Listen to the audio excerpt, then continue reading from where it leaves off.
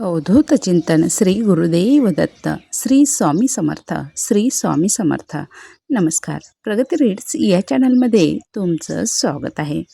आज आपण श्री गरुड पुराण या ग्रंथातील अध्याय 17चा सविस्तर सार ऐकणार आहोत.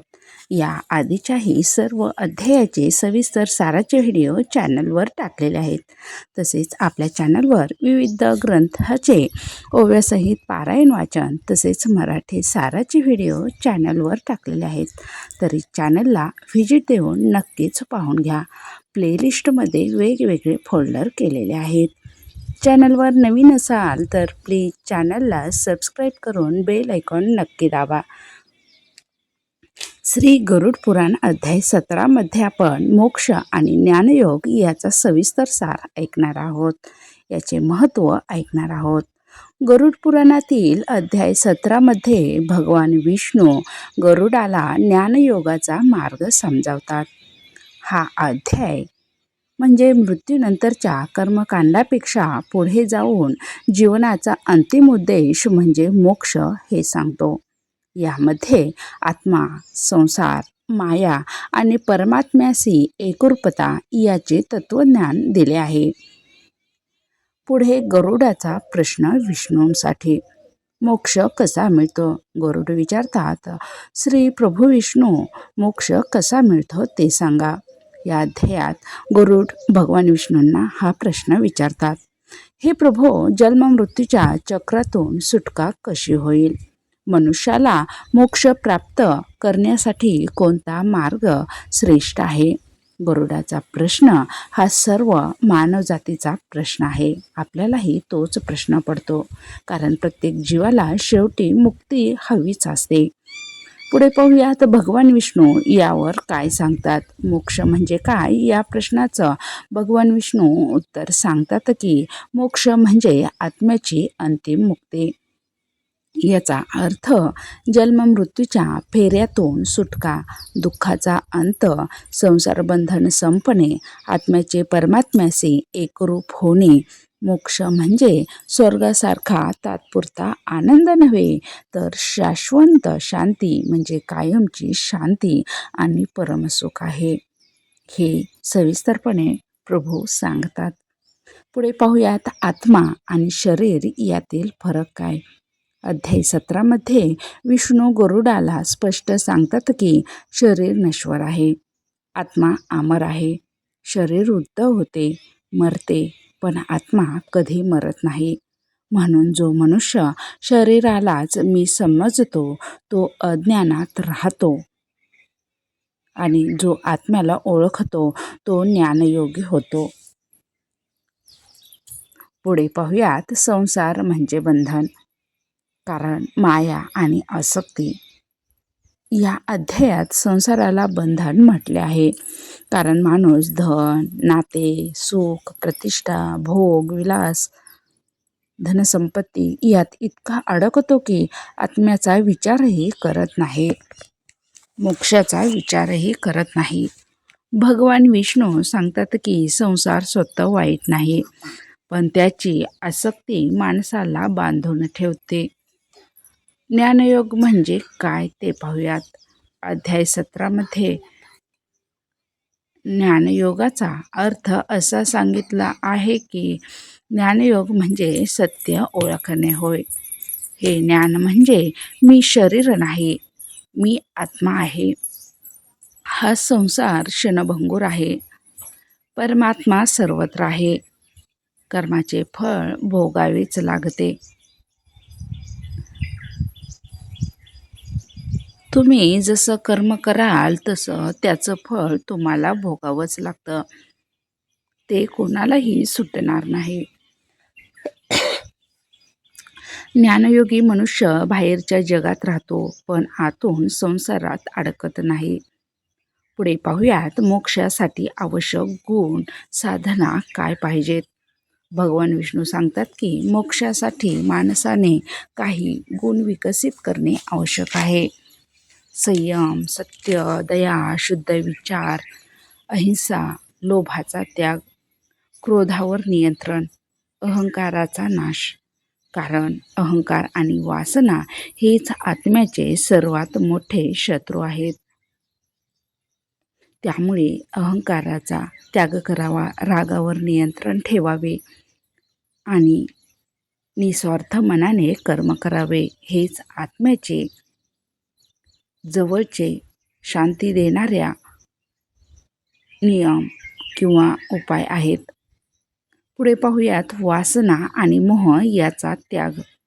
अध्याय 17 मध्ये सांगितले आहे की वासना म्हणजे इच्छांचा अतिरेक करणे, अपेक्षा न बाळगणे. मोह म्हणजे संसारावर अतिप्रेम, ते टाळावे. आणि हे दोन्ही आत्म्याला बांधून ठेवतात. जोपर्यंत मनुष्य इच्छा, लोभ, क्रोध, मत्सर यामध्ये अडकलेला आहे, तो मोक्षाच्या जवळ जाऊ शकत नाही. म्हणून ज्ञानयोगाचा पहिला टप्पा म्हणजे आत्मसंयम. राग, लोभ, क्रोध, अहंकार या सर्वाचा त्याग करावा. पुढे पाहूयात ध्यान, नामस्मरण आणि भक्ती. अध्याय 17 मध्ये असेही सांगितले जाते की ज्ञानयोगासोबत भगवंतांची भक्ती अत्यंत प्रभावी आहे. भगवान विष्णू सांगतात की नामस्मरणाने मन शुद्ध होते, ध्यानाने चित्त स्थिर होते, भक्तीने अहंकार नष्ट होतो आणि मोक्ष सहज प्राप्त होतो. म्हणजेच ज्ञान आणि भक्ती हे एकमेकाचे पूरक मार्ग आहेत. त्यामुळे संत संगती धरावी आणि भक्ती करावी, ज्ञानात वाढ करावी. पुढे पाहूयात सत्संग आणि शास्त्र वाचनाचे महत्त्व. या अध्यायात सत्संगाचे महत्त्व सांगितले आहे. सत्संगामुळे योग्य विचार मिळतात, चांगले कर्म करण्याची वृत्ती निर्माण होते, मन वाईट मार्गापासून दूर होते, आध्यात्मिक ज्ञान वाढते, जीवनाचा हेतू समजतो. तसेच शास्त्र वाचनाने आत्म्याला सत्याची ओळख होते. पुढे पाहूयात मोक्ष प्राप्तीचा अंतिम मार्ग. अध्याय 17 मध्ये भगवान विष्णू गरुडाला सांगतात की मोक्ष मिळवण्यासाठी 3 गोष्टी आवश्यक आहेत. ज्ञान, त्याने आत्मा ओळखावा. वैराग्य, आसक्ती सोडावी. भक्ती, ईश्वराशी जोडण्यासाठी भक्ती आवश्यक आहे. जेव्हा मनुष्य या 3 मार्गांनी पुढे जातो तेव्हा त्याला मोक्ष प्राप्त होतो. त्यामुळे संत संगती धरावी. त्याने वाईट कर्म करण्याची वृत्ती निर्माण होत नाही. वाईट कर्मापासून तो भक्त दूर राहतो, तो व्यक्ती दूर राहतो. पुढे पाहूयात अध्याय 17चे आपल्यासाठी मुख्य संदेश काय आहेत. आत्मा अमर आहे, शरीर नश्वर आहे. आत्मा कधीही नष्ट होत नाही, शरीर मात्र नष्ट होते. संसाराची आसक्तीच बंधन आहे. ज्ञानयोग म्हणजे आत्मा परमात्म्याशी जोडणे किंवा आत्मा परमात्म्याची ओळख होते. वासना, अहंकार, लोभ सोडल्याशिवाय मुक्ती नाही. ध्यान, भक्ती, नामस्मरण आणि संतसंग, सत्संग हे मोक्षाचे मार्ग आहेत. त्यामुळे या गोष्टी आवश्यक कराव्यात. या अध्यायातून आपल्या माणसाला असा निष्कर्ष किंवा हा अध्याय असा शिकवतो की जीवनाचा अंतिम उद्देश हा धनसंपत्ती नव्हे तर मोक्ष आहे. मोक्षासाठी आत्मज्ञान, वैराग्य, सदाचार, भक्ती आणि ध्यान आवश्यक आहे. जो मनुष्य संसारात राहूनही आसक्ती सोडतो आणि आत्म्याची ओळख करून घेतो, तोच ज्ञानयोगी बनतो आणि शेवटी मुक्ती प्राप्ती करतो. ही होती गरुड पुराण अध्याय 17 मधील ज्ञानयोग आणि मोक्ष याची माहिती. या अध्यायाचा संदेश असा आहे की शरीर नश्वर आहे, पण आत्मा अमर आहे. ज्ञान, वैराग्य आणि भगवंतांची भक्ती यामुळेच मोक्ष प्राप्त होतो. हा व्हिडिओ आवडला असेल तर प्लीज आपल्या व्हिडिओला लाईक करा, चॅनलला सबस्क्राईब करा आणि बेल आयकॉन दाबा. म्हणजे असेच भक्तिमय व्हिडिओ सर्वात अगोदर तुमच्यापर्यंत पोहोचतील. आणि हा व्हिडिओ तुमच्यासारख्या अशाच व्यक्तीपर्यंत नक्कीच शेअर करा.